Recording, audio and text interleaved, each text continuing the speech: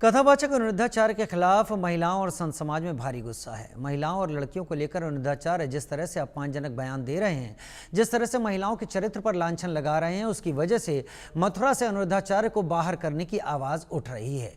अनिरुद्धाचार्य के बयान का तब से विरोध हो रहा है जब उन्होंने कुछ दिनों पहले महिलाओं को लेकर आपत्तिजनक बातें कही, लेकिन उसके बाद भी वो रुके नहीं और लगातार महिलाओं को टारगेट कर रहे हैं। कथा करने की जगह महिलाओं के कैरेक्टर की व्याख्या कर रहे अनिरुद्धाचार्य के खिलाफ मथुरा की अदालत में याचिका दाखिल की गई है।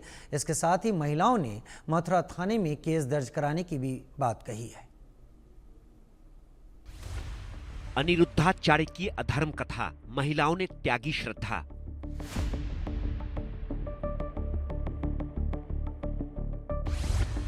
महिलाओं का सीरियल अपमान, अनिरुद्धाचार्य का ये कैसा ज्ञान।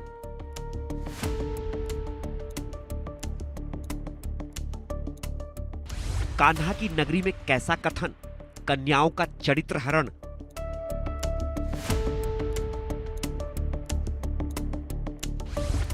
स्त्री हो स्त्री के सम्मुख, कैसी नग्नता चढ़ी साध्वी के मुख।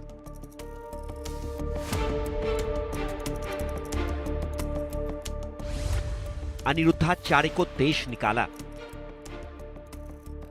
कथावाचकों का महिलाओं के अपमान का सिलसिला जारी है। महिलाओं के चरित्र पर सवाल उठाने वाले संतों की टोली भी लंबी होती जा रही है। शुरुआत अनिरुद्धाचार्य ने की और महिलाओं लड़कियों को लेकर आपत्तिजनक बयान दिए।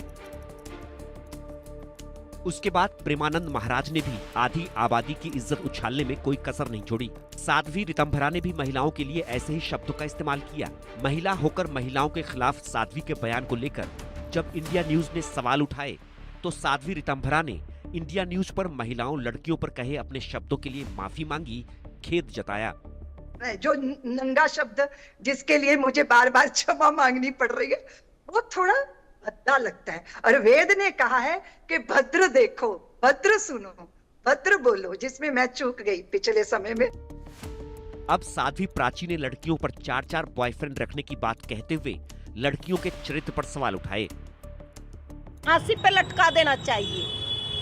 ये सच, आज सच बात ये है कि ये ऐसे लोगों को देशद्रोही करार देना चाहिए, राष्ट्रद्रोही, ये धर्मद्रोही।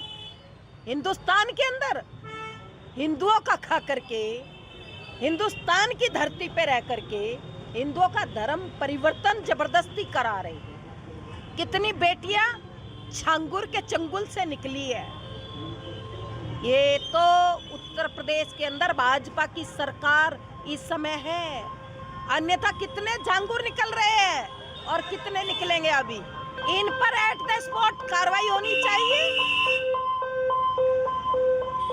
और इनके ऊपर ऐसी कार्रवाई होनी चाहिए कि देश के अंदर दोबारा कोई छांगुर ना दिखाई दे। इनको सीधा फांसी पर, और हिंदुस्तान के चौराहे पर, किसी बंद कमरे में नहीं, चौराहे पर इनको फांसी देनी चाहिए। देखिए, वो अपना जीवन भी बर्बाद कर रही है बॉयफ्रेंडों के चक्कर में, 4-4 बॉयफ्रेंड रख करके अपने माता पिता की भी नाक कटा रही है और उनका भी जीवन नरक का जीवन हो रहा है। इसीलिए वो इस तरह के विचारों को छोड़ करके अपने भारतीय संस्कृति और संस्कारों को अपने अंदर समेट करके अपने घर को बसाए तो अच्छा है। जिन 2 आरोपी महिलाओं का उदाहरण दिया, उससे बाकी लड़कियों पर सवाल तो नहीं खड़े किए जा सकते। आज की लड़कियां पढ़ी लिखी हैं, अपने करियर पर फोकस करती हैं, शादी की प्राथमिकता को करियर के बाद रखती हैं। करियर बनाने में अमूमन 24-25 साल तो लग ही जाते हैं। ऐसे में अनिरुद्धाचार्य का लड़कियों के चरित्र पर सवाल उठाना क्या जायज है? अनिरुद्धाचार्य के खिलाफ महिलाओं में आक्रोश बढ़ता जा रहा है।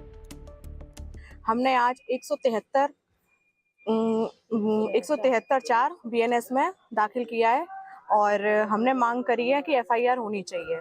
इसमें 353(2), 353(3) और 79-229 और बीएनएस की धारा लगाई करी है, हमने मांग करी है उस पर। और आज हमने न्यायालय की शरण ली है, जो हमने कहा था कि हम न्यायालय की शरण लेंगे, और हम सभी ने आज याचिका दायर करी। हम लोगों को प्रशासन से उम्मीद थी, लेकिन हम लोगों को प्रशासन से अभी तक कोई मदद नहीं मिल पाई। तब हमने आज 173-4 बीएनएस में इनके खिलाफ एक याचिका दायर की है न्यायालय में, और हमको विश्वास है कि न्यायालय से हम लोगों को जरूर राहत मिलेगी। महिलाओं के चरित्र का गंदा चित्रण कर रहे अनिरुद्धाचार्य के खिलाफ मथुरा में महिलाओं के साथ ही संत समाज भी आहत है। मथुरा का संत समाज अनिरुद्धाचार्य को मथुरा से बाहर निकालने की बात कर रहा है। मथुरा में अनिरुद्धाचार्य के खिलाफ उठ रही आवाज, महिलाओं ने कोर्ट में दाखिल की याचिका, मानहानि के तहत दाखिल की गई याचिका, मथुरा सदर कोतवाली में मुकदमा दर्ज कराने की भी तैयारी। ये जो याचिका हमने दायर की है, जो गौरी गोपाल आश्रम के संस्थापक हैं अनिरुद्धाचार्य जी, उनके विरोध में, क्योंकि इन्होंने जो वक्तव्य अपने एक उसमें कहे हैं कि भाई 25 साल की लड़कियां 2-4 जगह मुंह मार चुकी होती हैं। इस पर हमने एसएसपी साहब को भी पहले 2 बार प्रार्थना पत्र दे चुके हैं। राष्ट्रीय महिला आयोग की अध्यक्ष बबीता चौहान जी से भी मिल चुके थे, लेकिन अभी तक कोई कानूनी कार्रवाई नहीं हो पाई थी। इसलिए आज हमने न्यायालय का सहारा लिया है, जिसमें हमने 173(4) के बीएनएस के तहत एक याचिका दाखिल की है, जिसमें उनके खिलाफ जो है 353(2), 353(3), 79 और 299 बीएनएस की धाराओं का प्रयोग किया है, जिसमें हम उनकी गिरफ्तारी की मांग करते हैं और एफआईआर दर्ज करने के लिए हमने प्रार्थना की है। सारे नॉन अवेलेबल ऑफेंस हैं, जितनी भी धाराएं हैं ये सारी। और दूसरा ये कि वो पब्लिक का माइंड डाइवर्ट कर रहे हैं, मतलब हमारी देश की माताओं बहनों का जो माइंड डाइवर्ट करने की कोशिश कर रहे हैं अनिरुद्धाचार्य कि प्रेमानंद के वीडियो वायरल करवा रहे हैं। प्रेमानंद महाराज ने ऐसा कुछ भी नहीं कहा है। उन्होंने अपने जो शब्द हैं उनमें नियंत्रण करते हुए अपनी भाषा का प्रयोग किया है। उन्होंने ये बोला है कि 3-4 लड़कियां, ऐसा कुछ उन्होंने बोला है। इन्होंने सबको लपेटा है, सब में तो फिर हम लोगों को खड़ा होना पड़ा। कुछ महिलाएं जो कामकाजी हैं, घरेलू हैं, वो नहीं आगे बढ़ पाती हैं, तो हम उन सबके सहयोग में यहाँ खड़े हुए हैं। तो क्या मांग उनके खिलाफ एफआईआर जी, एक ही मांग है, गिरफ्तारी। भागवत कथा करते करते अनिरुद्धाचार्य अचानक महिलाओं के चरित्र को केंद्रित कर सवाल क्यों उठा रहे हैं? क्या सिर्फ इसलिए कि ऐसी अधर्मी बातों से उन्हें पॉपुलैरिटी मिलेगी? क्या सिर्फ इसलिए कि उनके दरबार में तालियां बजेंगी, सोशल मीडिया पर उनके बयान वायरल होंगे? इस तुच्छ इच्छा के लिए अनिरुद्धाचार्य महिलाओं पर लांछन लगाने वाले बयान देंगे? क्या उन्हें इस बात की तनिक भी ग्लानि नहीं होती कि उनके श्रद्धालुओं में सबसे अधिक संख्या महिलाओं की ही है? महिलाओं के सामने महिलाओं के चरित्र पर सवाल उठाते उन्हें जरा भी लज्जा नहीं आती? Bureau report, India news. कथावाचक अनिरुद्धाचार्य ने बीते दिनों महिलाओं को लेकर एक विवादित टिप्पणी की थी, जिसके बाद से पूरे देश में बवाल है, खासतौर से महिलाओं में। छिंदवाड़ा के लोगों का क्या कहना है वो भी आपको दिखाते हैं। कथावाचक अनिरुद्धाचार्य अपने बयानों को लेकर लगातार विवादों में रहते हैं, और इस बार कुछ ऐसा बयान दे दिया, ऐसी टिप्पणी कर दी कि बवाल मच गया। दरअसल जो बयान है वो महिलाओं पर दिया गया है, उनकी शादी की एज को लेकर, और तमाम बातें जो हैं अनिरुद्धाचार्य ने की हैं, जिसको लेकर महिलाओं में रोष भी है और तमाम तरह की बातें जो हैं वो हो रही हैं। यहाँ तक कि एफआईआर और इन तमाम जो कोर्ट कचहरी की जो कार्रवाई है वो तक करने की बात कहीं ना कहीं महिला वर्ग जो है वो कर रहा है। और अब कृष्ण जन्मभूमि संस्था में संतों की महापंचायत है जो ये तय करेगी कि अनिरुद्धाचार्य ने सही कहा या गलत, या उन पर कार्रवाई होनी चाहिए या नहीं होनी चाहिए, इस पर चर्चा है।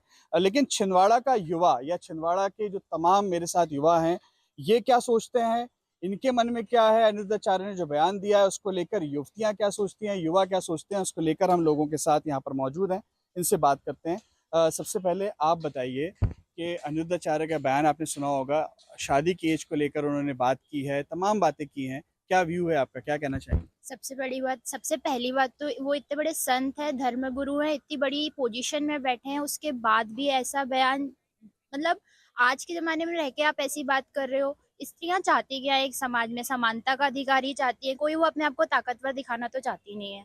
तो बस एक समानता का अधिकार है जो आप इतनी बड़ी पोस्ट में बैठ के प्रमोट कर रहे हो, और आप अपने आप को धर्मगुरु कह रहे हो। आपने गीता पढ़ी है, आपने रामायण पढ़ी है, आपने कहाँ पर सुना है कि ऐसी बातें हुई हैं स्त्रियों के बारे में? बहुत ही गलत बात है। आपका क्या कहना है? मेरा सबसे पहले कहना तो ये है कि ये मैं अग्री करती हूँ, कि मैं मानती हूँ कि आजकल लड़कियां करती हैं, मतलब 25 साल की उम्र के पहले ये सब कर रही हैं। मेरा पॉइंट ऑफ व्यू ये है कि क्या सिर्फ लड़कियां कर रही हैं? जो आप केस में उठा रहे हैं बात, एक आपका टॉपिक ये है कि लड़कियां कर रही है, लड़कियों की शादी का सबसे पहले पॉइंट ऑफ व्यू आपका ये है। क्या लड़के नहीं करते हैं? आप जो बोल रहे हैं कि 25 साल के बाद फिर शादी के बाद उन लोग ड्रम के केसेस आते हैं, ये सब आते हैं, ये तो अभी आना शुरू हुए हैं। ये आप ये बताइए कि शुरू से जो अपन सुनते आए हैं कि लड़कियों के साथ रेप हो रहे हैं, ये सब क्या लड़कियां करती है? जो आप पहले बोल रहे हैं कि लड़कियों की शादी अपन को फिक्स करनी चाहिए, आप लड़कों का क्यों नहीं सोच रहे हैं? ये बताएं कि डिस्क्रिमिनेशन क्यों हो रहा है इतना? ये कार्यवाही बिल्कुल भी होनी चाहिए, मैं तो बिल्कुल चाहती हूँ होनी चाहिए। यहाँ कुछ युवा खड़े हैं, मैं उनसे बात करता हूँ। आप बात करेंगे? आपसे बात करता हूँ। जिस तरह का बयान अनिरुद्धाचार्य जी का आया है, उसको लेकर आप क्या कहते हैं? क्या ऐसी बातें करनी चाहिए? क्या कार्रवाई होनी चाहिए? आचार्य जी जिस पोजीशन में अभी हैं, उस हिसाब से उनको ऐसी बातें शोभा नहीं देती हैं। जो लड़कियां होती है उनकी भी अपनी लाइफ रहती है, उनकी अपनी एज है, उनको अपना फ्यूचर बनाने का भी मौका मिलना चाहिए। शादी की उम्र उनके हिसाब से होनी चाहिए, जब उनको करना है तब करनी चाहिए। आप बात करेंगे? इनसे जानते हैं क्या राय है आपकी, क्या कहना चाहिए? वैसे तो सबका अपना अपना पॉइंट ऑफ व्यू होता है। अब उन्होंने क्या सोचकर ऐसा बोला वो तो नहीं पता, बट ये चीज़ थोड़ी सी गलत है इस बेसिस में, क्योंकि अभी की डेट पे लड़कियां बहुत अच्छे से ग्रो कर रही है हर फील्ड में, हर एक चीज़ में। तो ये डिसीजन उनका होना चाहिए कि भाई आपको किस एज पे शादी करना है, किससे करना है। वो फैमिली मैटर भी हो जाता है थोड़ा, कि आप फैमिली क्या सोचती है, कैसे डील करती है इन सारी चीज़ों को। बाकी ये चीज़ तो गलत है। कहीं ना कहीं जब हम ये बात करते हैं कि बात सही है या गलत है, तो ये अपने मन की बात होती है कि क्या सही लगा, क्या गलत लगा। लेकिन अगर वुमेन एम्पावरमेंट की बात होती है, जब हम देश में वुमेन एम्पावरमेंट की बात करते हैं, तो महिलाओं को बल देना चाहिए। एक महिला और है, इनसे बात करते हैं। क्या कहना चाहेंगी आप, क्या कहना है? मैं यही कहना चाहती हूँ, वो इस गद्दी पर बैठे हैं जहाँ से लोग अच्छे विचार ग्रहण करने आते हैं। सनातन धर्म में आप गीता पढ़ लो, कुछ भी पढ़ लो, वहाँ पे सीधा लिखा है स्त्रियों का सम्मान सबसे पहला धर्म है। आप उन्हीं के ऊपर सबसे पहले कैरेक्टर ये उंगली उठा रहे हो कि आप कपड़े छोटे पहनते हो, आपको ढके कपड़े पहनना चाहिए। हम ढके पहने या पूरे पहने, लड़कों का ऐसा है कि वो करना है तो उनको करना ही है। इस टाइम पे जो इतने केसेस आ रहे हैं शादी के बाद कि शादी जल्दी कर देना चाहिए, लड़कियों की शादी जल्दी कर देना चाहिए, पर वो उसके बाद की सिचुएशन नहीं देख रहे हैं कि उनके साथ क्या हो रहा है, क्या दुर्घटना होती है। वो चीजें मायने नहीं रखती उन लोगों के लिए, बट लड़कियां कैसे रहना चाहिए उन चीजों पे पहले मुद्दा उठाया जा रहा है। ये चीजें गलत है हमारे साथ, हमें भी इंडिपेंडेंट रहने का पूरा हक है। तो बस मेरी यही गुजारिश है कि आप जो भी बोल रहे हैं, आप ये चीजें सोच के बोलिए कि लड़कियों का भी पूरा हक है अपनी जिंदगी अपने हिसाब से जीने का। Thank you. ये तमाम युवा थे छिंदवाड़ा के, जो एक तरह से कह लीजिए कि जिम करके भी उतरे थे। हमने इनसे सीधी सीधी बात करी है। अब जो संतों की पंचायत है वो क्या कार्रवाई करती है, नहीं करती है, ये तो आने वाला वक्त बताएगा। लेकिन फिलहाल युवाओं ने अपने मन की बात इंडिया न्यूज़ के जरिए सामने रखी है। छिंदवाड़ा से मैं आफाक हुसैन, इंडिया न्यूज़ के।